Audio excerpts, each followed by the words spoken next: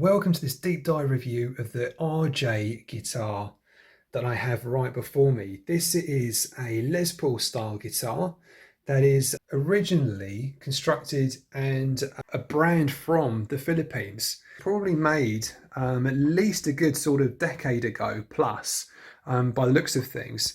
This is it seems to be one of the original line. It has the set neck.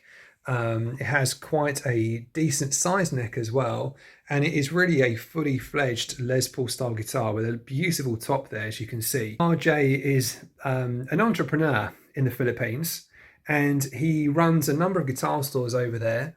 He has at least one bar, or has had, and has his own radio station, podcast, etc.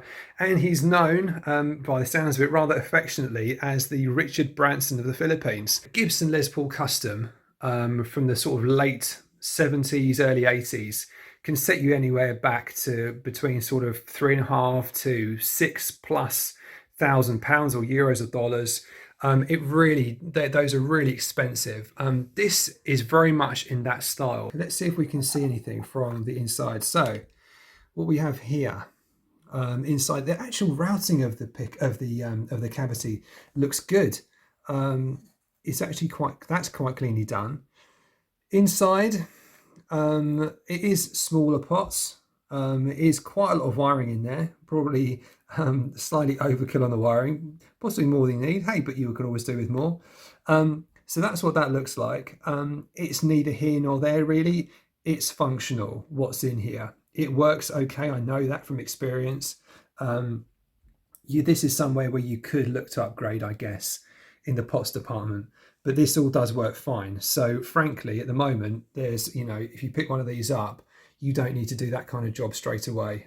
As you'll hear in the sound demo later, we'll get into that, but it does sound really nice. So the pots shouldn't really have much impact on that anyway.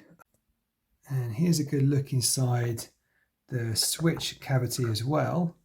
Again, nicely routed, very nice work. Looks like a standard pickup switch. Again, nothing too fancy, but it does look very, very clean in there. And again, you can see that lovely, gorgeous back on there. It looks very, very nice. And now we are going to delve into the pickup cavities, and that might give us a few more clues as to the wood types, etc. So let's have a look inside the neck pickup cavity first. It looks very tidy in there. It looks really nicely done, and I could be mistaken, but could that possibly be a long neck tenon in there? It certainly looks good. It possibly is. I'm talking about this part of the neck going inside. It certainly looks decent. It's very, very cleanly, very nicely done indeed. Pickups. So it simply says neck pickups, BHK. It's got an F on there, RHS compliant. These are very, very nice pickups, I would say. They sound really decent. I don't have any plans to change these anytime in the near future. But yeah, that's the neck pickup, which looks very good indeed. Inside there, very pleasing. I'm very happy to have seen that. Bridge pickup, again, looks very neat, very, very tidy. There's a lot of guitars. I say this because I've been through a number of guitars recently, and this is really up there. This looks really nice in there. Very tidy work. And it's got a symbol on there. Small symbol that might mean something to somebody. Bridge pickup, so it looks really good, and it's got shielding paint in there by the looks of it. Sadly, it does mean that we can't really tell whether it's got a maple cap, maple veneer, whether it's mahogany in here, what it is. I would say, based on the weight, which we'll come to soon, it's probably a hefty slab of mahogany with a mahogany neck. It's certainly, it gives the indications of being that, but hard to say. Here's the profile of the neck. That's the first fret, and that is the 12th. So we're talking kind of, between maybe a C and a D style kind of feel to the neck. It feels nice. So say that's the first. So it does widen out quite a bit by the 12th. The first fret neck depth is 22.5 millimeters. Neck depth at the 12th fret is 25 millimeters. So it is relatively chunky. Nut width is 42.7 millimeters. At the 12th, it's 52.8 millimeters. The guitar weighs 4.2 kilograms, just over, which is 9 pounds and 4.8 ounces. So it's a fairly substantial guitar. So taking off the bridge piece, it actually says Sun Gill, Korea on it. It feels like a very nice quality piece, actually. Korean made guitar pieces are generally considered pretty high quality, so I'm pretty pleased to find that.